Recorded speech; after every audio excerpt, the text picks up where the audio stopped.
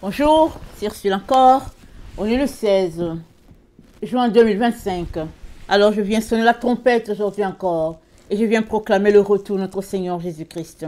Amen, alléluia, soyons tous bénis, soyons remplis de sa joie, soyons persévérants en toutes choses, n'est-ce pas? Les yeux fixés sur notre Seigneur Jésus-Christ. Amen, alléluia. Alors, je viens parler de vérité aujourd'hui parce que c'est ça que le Seigneur m'a donné. Amen, ce matin. Alors, c'est quoi la vérité? Amen, Jésus-Christ a dit, vous connaîtrez la vérité et la vérité vous rendra libre. Amen. Il l'a dit aux leaders religieux de son temps et ils ont dit, nous n'avons jamais été esclaves. Comment peux-tu dire que nous serons affranchis? C'est-à-dire, et juste affranchi, celui-là qui est esclave, celui-là qui est lié. Mais nous sommes des personnes, n'est-ce pas, libres. Alors, on ne peut pas encore être affranchis. Voilà le leurre dans lequel ils étaient. Si bien que la vérité est venue, la vérité les a passés. Parce qu'ils étaient convaincus, n'est-ce pas, qu'ils n'avaient pas de problème d'être affranchis. Et aujourd'hui, c'est le problème, c'est la situation dans laquelle plusieurs se retrouvent. Amen. Plusieurs se retrouvent dans cette situation. Toi-même qui as la vérité, peut-être qui connais Jésus, tu peux aussi te retrouver dans cette situation. Mais avant de continuer, je viens, n'est-ce pas, demander à tous ceux-là qui aimeraient être affranchis, n'est-ce pas, de donner leur vie à Jésus. Parce que Jésus est le seul qui peut te donner la liberté. Et te redonner tout ce qui t'a été volé, tout ce qui t'a été enlevé. Si bien que tu es devenu esclave de Satan. Il te suffit juste, n'est-ce pas, d'inviter Jésus-Christ dans ta vie. Par une simple prière. Parce que la Bible dit que c'est en confessant de la bouche qu'on parvient au salut. Amen.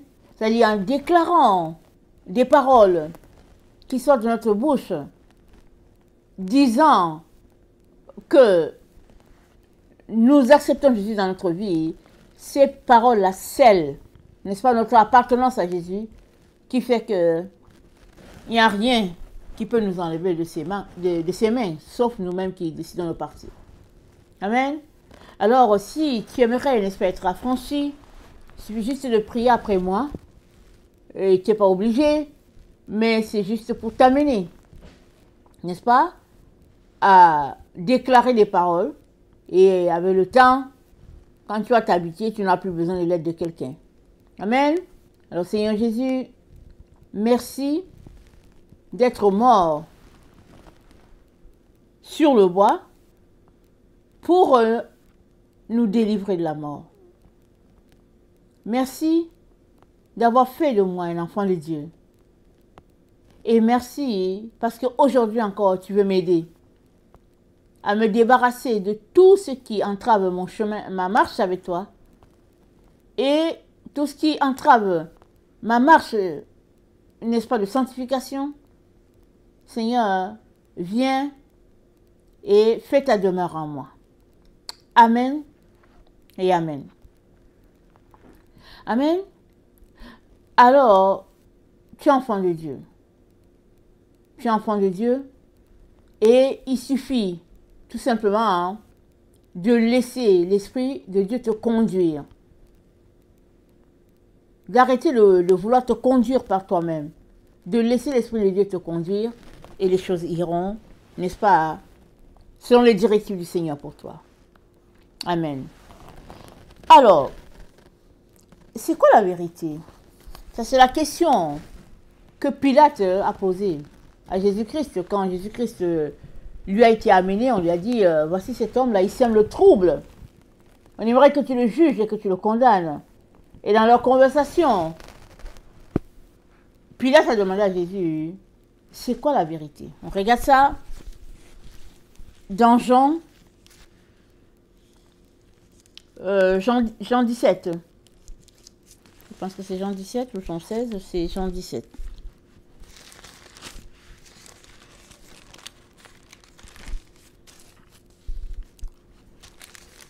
Jean 17, au verset...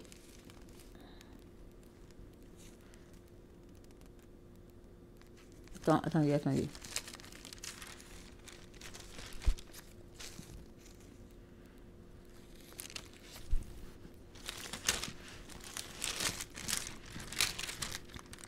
Ok, Jean 18. Excusez-moi, Jean 18. Pilate lui dit, tu es donc roi. Jésus répondit, tu le dis, je suis roi. Je suis né et je suis venu dans le monde pour rendre témoignage de la vérité. Quiconque est de la vérité, écoute ma voix. Pilate lui dit, qu'est-ce que la vérité? Amen. Pilate dit à Jésus, qu'est-ce que la vérité? Puis alors, il sortit, alla voir la foule, et il leur dit, je ne trouve aucun crime en lui. Amen. Pilate a dit à Jésus, qu'est-ce que la vérité? Il n'a pas attendu la réponse, Jésus aussi n'a pas répondu. Et il est sorti pour dire à la foule, moi je ne vois rien de criminel en lui. Alors la vérité se sait. Amen. La vérité ne peut être cachée, elle se sait. Elle est là au fond du cœur, elle se sait. Mais très souvent, on ne veut pas l'admettre. Très souvent, elle dérange. Alors on fait comme si on ne la connaissait pas. Ou bien on fait comme si c'est l'autre solution qui est la vérité. Et vivant dans notre époque, n'est-ce pas, hein, il y a beaucoup qui pensent que chacun a sa vérité. Et ils vont établir des vérités. Et si tu ne tombes pas dans leur vérité, ils vont dire que tu n'as pas la vérité. Mais ce n'est pas comme ça avec Dieu. Amen, ce n'est pas comme ça avec Dieu. La vérité, elle est divine. Amen. Dieu, c'est la vérité. Alors, il ne veut que se révéler à nous à travers la vérité.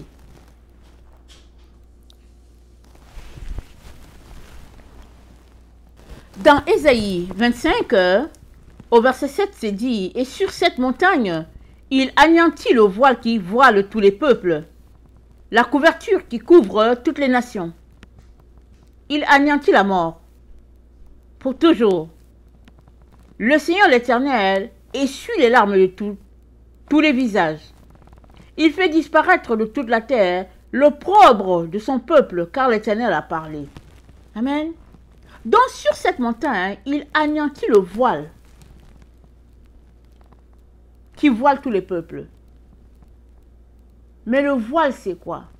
Le voile, c'est les ténèbres. C'est le mensonge. Donc quand Dieu enlève le mensonge, amen, alors la vérité est. Amen. Quand Dieu enlève le mensonge, quand il enlève le voile, la vérité est. Et c'est dit, au verset 8, il anéantit la mort pour toujours. Donc, la vérité, n'est-ce pas, c'est rattaché à la vie. Si tu as la vérité, si tu la connais, si tu expérimentes la vérité, c'est que tu vas aussi expérimenter la vie. Ils sont ensemble. Et si tu es dans le mensonge, alors c'est que la mort aussi n'est pas loin. Parce que c'est un voile, le mensonge. C'est ça le voile, n'est-ce pas, qui couvre le visage à tous les peuples. Et c'est dit, sur cette montagne, c'est une montagne, c'est bien défini, c'est démonstratif. Sur cette montagne, Dieu anéantit le voile.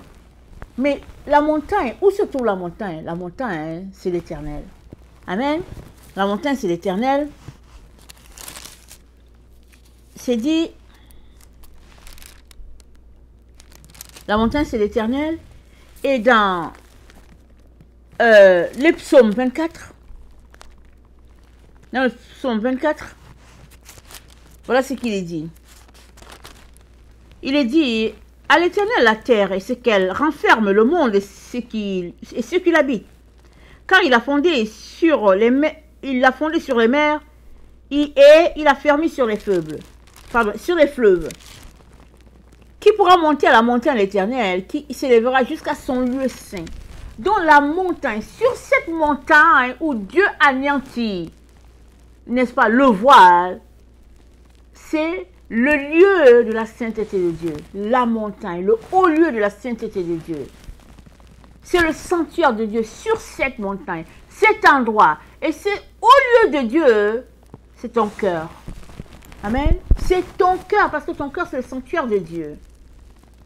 C'est haut parce que c'est le lieu élevé, c'est l'endroit, n'est-ce pas, que tu as.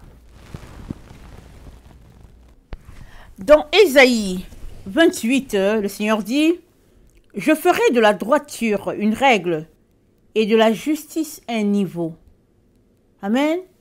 Et la grêle emportera le refuge de la fausseté. Et les eaux inonderont l'abri du mensonge. Donc, la droiture et la justice, c'est ça la vérité. C'est ça que Dieu attend de chacun de nous. Et le contraire, bien sûr, c'est la fausseté et le mensonge. Et Dieu dit qu'il va faire de cela une règle. En un temps où Israël marchait dans la loi, désirant plaire Dieu, n'est-ce pas? Et où c'était très compliqué.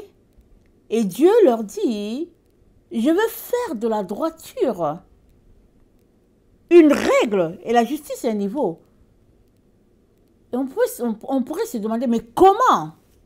Mais c'est parce qu'il avait le projet en tête, n'est-ce pas? De faire venir son fils sur la terre et de l'offrir en sacrifice afin qu'il soit la rançon pour tout le monde. Si bien que tous ceux-là qui lui donneront leur vie seront déclarés justes à cause d'un seul qui est mort pour tous. Tout le monde sera déclaré juste s'ils lui donnent leur vie. Alors, la vérité, n'est-ce pas, c'est ce qui est, c'est ce qui est établi par Dieu. Et la vérité, n'est-ce pas, c'est quelque chose qui se sait, c'est dans notre conscience. On peut la refuser, on peut faire semblant de n'avoir pas saisi, et on peut trouver toutes sortes d'astuces pour se créer sa propre vérité. Mais la vérité, elle se sait. On l'a vu avec Pilate, qui a dit, mais qu'est-ce que la vérité? Il a dit à Jésus, mais qu'est-ce que la vérité? Et après, ça c'est au verset 37 de Jean 18. Mais juste après, au verset 38, il allait voir la foule. Il dit, mais moi je ne vois rien de mauvais en cet homme. Parce qu'ayant posé la question à Jésus, qu'est-ce que la vérité? L'évidence était là devant lui que la vérité, c'était que lui, Pilate, n'avait rien vu dans cet homme. Et c'était pareil pour la foule. Voilà pourquoi il est retourné vers eux. Pour leur dire, écoutez, peut-être que vous trompez, mais je vais vous dire, au fait, il n'y a rien de mal en lui. Voilà pourquoi la vérité, ce n'est pas quelque chose que tu te mets à démontrer une vérité. Il y a des gens qui se mettent à faire des démonstrations pour prouver la vérité. Mais la vérité, ça ne se démontre pas. La vérité est. La vérité, elle est établie. Et puis, elle s'impose par elle-même. C'est-à-dire que l'évidence de la vérité est là. Mais il se passe qu'on ne veut pas. Parce que notre chair nous attire ailleurs. Parce qu'on aimerait autre chose. Alors, on commence à argumenter sur la vérité, autour de la vérité, à ne plus en finir. Mais Dieu dit, il dit, ces discussions-là, n'est-ce pas, c'est le fruit de la rébellion. Amen. C'est l'œuvre de la rébellion, ces discussions, n'est-ce pas, pour prouver une vérité. Il appelle ça des discussions stériles. Allez-y lire Éphésiens. Parce que la vérité est là. L'évidence de la vérité est là. Tout le temps, elle est là.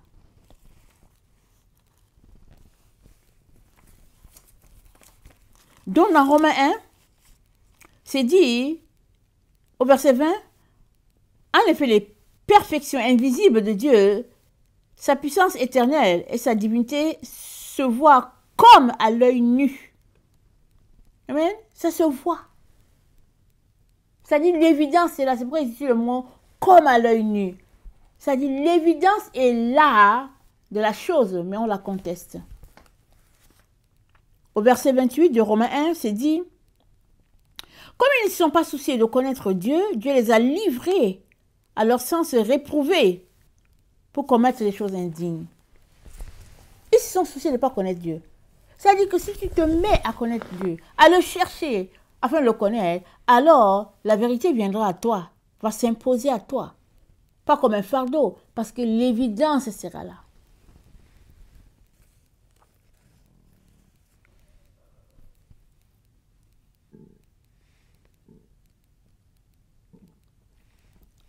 Et dans Ésaïe 28, au verset 26, Ésaïe 28, le verset 26, c'est dit, son Dieu lui a enseigné la marche à suivre. Il lui a donné ses instructions. Amen. Son Dieu lui a donné la marche à suivre, il lui a donné ses instructions. Si tu veux avoir la vérité, Dieu a déjà déterminé la marche à suivre. Il a déjà donné les instructions pour être imprégné de vérité et de vivre de vérité. Tout est là, tout a été donné. C'est à toi de décider de marcher dans ce que Dieu a dit. Très souvent, malheureusement, ça ne nous arrange pas.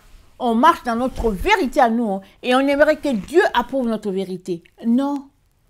La vérité, elle est de Dieu. Amen. Si tu marches dans les instructions de Dieu, si tu suis, n'est-ce pas, le canevas qu'il a donné, les différentes étapes, alors la vérité, n'est-ce pas, sera ton compagnon. Et tu marcheras dans ce que Dieu a établi, c'est-à-dire tu marcheras dans la lumière. Amen, tu marcheras dans la lumière.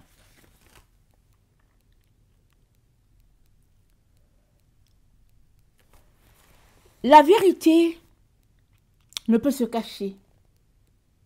Elle est pour tous ceux-là, n'est-ce pas, qui ont pris Dieu pour leur Père et qui veulent apprendre. Dieu ne veut que cela pour chacun de ses enfants. Voilà pourquoi aujourd'hui il te parle de rechercher la vérité, de marcher de vérité, de vivre de vérité, parce que tu deviendras une femme libre, tu deviendras un homme libre, parce que le mensonge aura disparu, les ténèbres ne seront plus là, le voile serait ôté. Amen, le voile ne serait plus là. Parce que voile, ça veut dire quelque chose de ténébreux, quelque chose qui assombrit. Mais une fois qu'il est ôté, c'est la lumière. Amen.